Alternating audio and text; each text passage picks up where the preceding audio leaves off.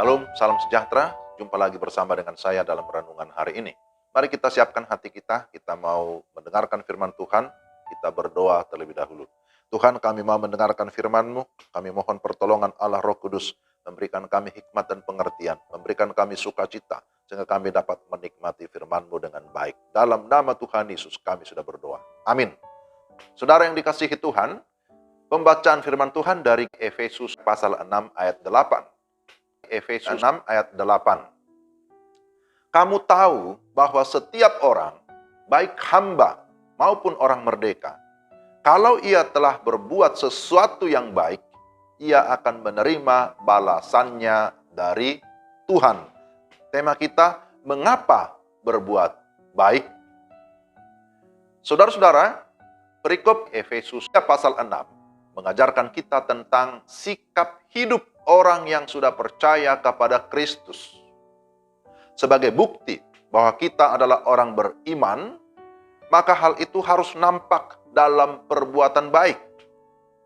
Bagi orang Kristen, berbuat baik bukan sebagai syarat untuk mendapatkan kepastian keselamatan, untuk mendapatkan kepastian masuk surga, tetapi berbuat baik adalah bukti kasih kepada Tuhan dan sesama. Maka firman Tuhan berkata, janganlah jemu-jemu berbuat baik. Artinya, jangan bosan atau merasa tidak penting berbuat baik. Mengapa? Pertama, karena suatu saat kita juga akan menuai. Tetapi saudara, butuh kesabaran menunggu sampai waktunya menuai. Kalau ia telah berbuat sesuatu yang baik, maka ia akan menerima balasannya. Balasannya dari mana? Balasannya dari Tuhan. Jadi ini juga harus menjadi konsep yang jelas bagi kita. Kalau kita memberikan sesuatu, berbuat sesuatu yang baik, maka fokus kita adalah kepada Tuhan. Karena dari Tuhanlah kita akan menerima balasan. Jadi jangan selalu mengharapkan balasan dari manusia. Karena saudara pasti akan mengalami kekecewaan ketika apa yang saudara harapkan tidak akan tercapai. Harus ingat bahwa menuai itu juga bukanlah motivasi kita. Jadi jangan saudara mau memberi motivasinya supaya saya pasti menerima, supaya saya menuai. Tetapi saudara sekali lagi, melakukan perbuatan baik, memberi, itu merupakan konsekuensi daripada iman kita. Bukti daripada kita orang beriman, maka tunjukkanlah iman itu dengan perbuatan baik. Jadi, menuai ketika kita berbuat baik, itu bukan motivasi kita, tetapi itu konsekuensi dari perbuatan baik. Memang kita harus selalu mengimani bahwa tidak pernah sia-sia kalau kita melakukan perbuatan baik. Amin ya. Lalu kedua, bahwa mengapa kita berbuat baik? Karena kita tidak selalu punya kesempatan. Artinya waktu kita di dunia ini terbatas adanya. Berbuat baik kepada semua orang, tetapi terutama kepada kawan-kawan kita seiman, satu persekutuan, itu kata firman Tuhan. Pertanyaannya, apa yang kita tabur atau perbuat? Apakah kita menabur dalam daging atau roh?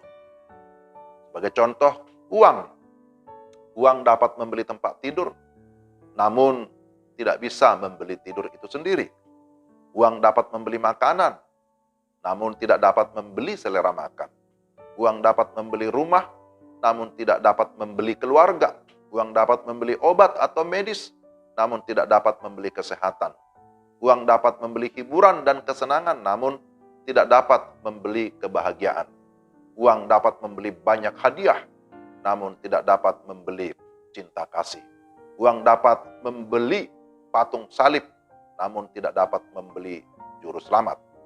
Ketika kita menabur untuk kedagingan, untuk dunia, ketika visi dan mimpi kita adalah tentang hal-hal dunia, tentang hal yang memuaskan keinginan daging kita, ya maka pada akhirnya firman Tuhan berkata, Anda akan menuai kebinasaan, kerusakan, dan kerugian.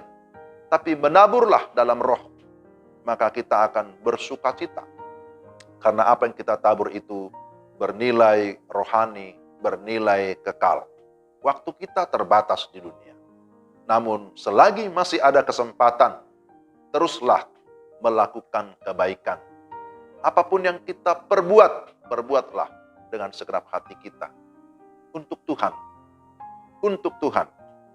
Jadi jangan jemu-jemu berbuat baik. Apa yang kita lakukan untuk Tuhan, maka semuanya itu akan memiliki nilai rohani. Inilah yang merupakan ciri anak Tuhan yang dipimpin oleh Roh Kudus. Mari kita berdoa. Tuhan, terima kasih firman-Mu mengingatkan kami, supaya kami sebagai orang-orang beriman, menunjukkan iman itu dengan tindakan nyata melalui perbuatan baik yang menyenangkan hati Tuhan. Kami mau supaya kehidupan kami sungguh boleh menjadi berkat dimanapun kami berada. Karena itu Tuhan terus menolong kami, Tuhan memakai kami menjadi alat berkat dimanapun kami berada. Dalam nama Tuhan Yesus kami berdoa dan bersyukur. Amin. Demikian renungan kita hari ini. Tuhan memberkati saudara sekalian. Shalom.